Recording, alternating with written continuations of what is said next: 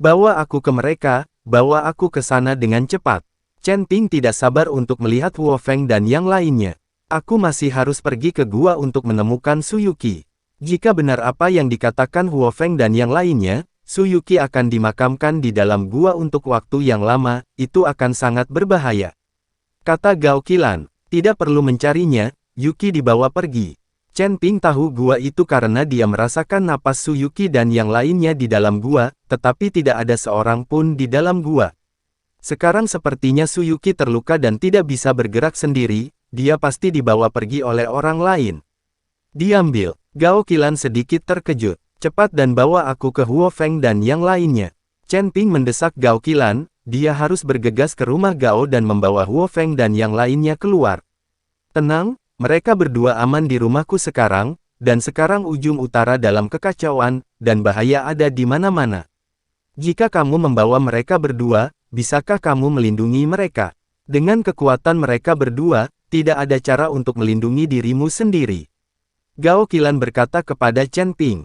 Setelah Gao Qilan mengatakan ini, Chen Ping menjadi tenang.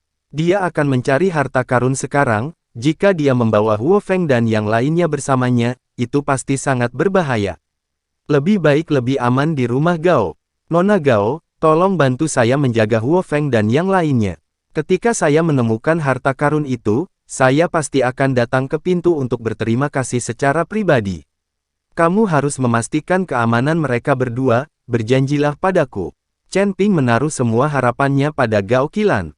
Dia tahu bahwa Gao Qilan bukanlah orang jahat, dia berhati hangat. Jangan khawatir, selama aku di sini, tidak ada seorang pun di keluarga Gao yang akan menggertak mereka berdua.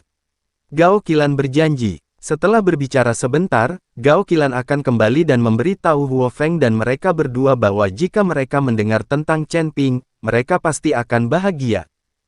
Xiao Ji, kamu kembali bersamaku. Gao Qilan berkata kepada Gao Qiji. Kakak laki-laki memintaku keluar untuk mengamati pergerakan iblis-iblis itu, dan mencari harta karun dan pecahan jiwa es di sepanjang jalan. Aku keluar dengan misi, aku tidak bisa kembali. Gao Qiji menggelengkan kepalanya dan berkata, sejauh yang kamu mampu, pasti akan berbahaya jika di luar berantakan sekarang. Kamu kembali bersamaku, dan aku akan berbicara dengan kakak laki-lakiku. Gao Qilan bersikeras membiarkan Gao Qiji kembali. Lagi pula, kekuatan Gao Qiji di peringkat ketiga alam tubuh gabungan sudah dianggap paling rendah di ujung utara. Meskipun keluarga Gao sangat terkenal di ujung utara, tetapi beberapa biksu dari tempat lain, siapa yang peduli apakah Anda keluarga Gao atau bukan? Selama ada konflik kepentingan, mereka tidak akan ragu untuk bergerak. Masalah besarnya adalah mengambil sumber daya dan pergi. Keluarga Gao masih memiliki kemampuan untuk mengejar mereka di seluruh dunia.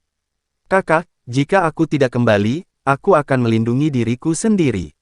Selain itu, aku telah membawa begitu banyak orang, jadi tidak akan terjadi apa-apa. Dan tempat ini, aku bisa berjalan dengan mata tertutup, tidak akan ada bahaya. Gao Qiji tidak akan kembali hidup-hidup.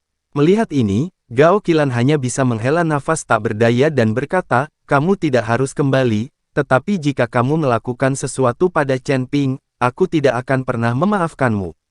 Jangan khawatir, dia adalah penyelamatmu, aku tidak akan berurusan dengannya lagi. Gao Qiji berjanji. Dengan jaminan Gao Qiji, Gao Qilan kembali dengan tenang. Setelah Gao Qilan pergi, Gao Qiji menatap Chen Ping dengan dingin, lalu membawa yang lain pergi. Hanya Chen Ping dan yang lainnya yang tersisa, terus mencari harta karun itu. Setelah beristirahat semalaman, beberapa orang mulai mencari harta karun lagi.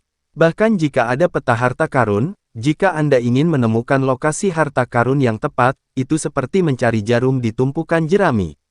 Tidak lama setelah Chen Ping dan yang lainnya pergi, Chen Ping mendeteksi dengan perasaan ilahi bahwa ada banyak aura yang berantakan tidak jauh dari mereka, dan seharusnya ada banyak biksu yang berkumpul. Ada situasi di depan, ayo pergi dan lihat. Chen Ping mempercepat langkahnya. Segera, Chen Ping dan yang lainnya melihat dari kejauhan, dan menemukan bahwa di depan gunung es, ada lebih dari selusin orang yang menunjuk ke depan gunung es, dan mereka tidak tahu apa yang sedang mereka diskusikan. Chen Ping dan yang lainnya berjalan mendekat dan tiba-tiba menemukan bahwa sepotong gunung es telah runtuh di depannya, memperlihatkan sebuah lubang gelap. Pada saat ini, orang-orang ini berada di depan lubang tersebut, dan tidak ada yang berani masuk. Di antara orang-orang ini, Chen Ping tiba-tiba menemukan 3 orang yang dia temui ketika dia meninggalkan Kabupaten Jialing. Lao Kong, Lao Sun dan Zuo Qing.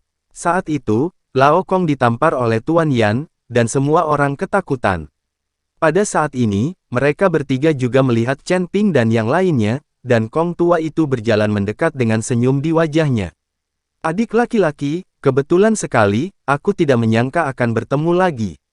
Lao Kong menyapa Chen Ping.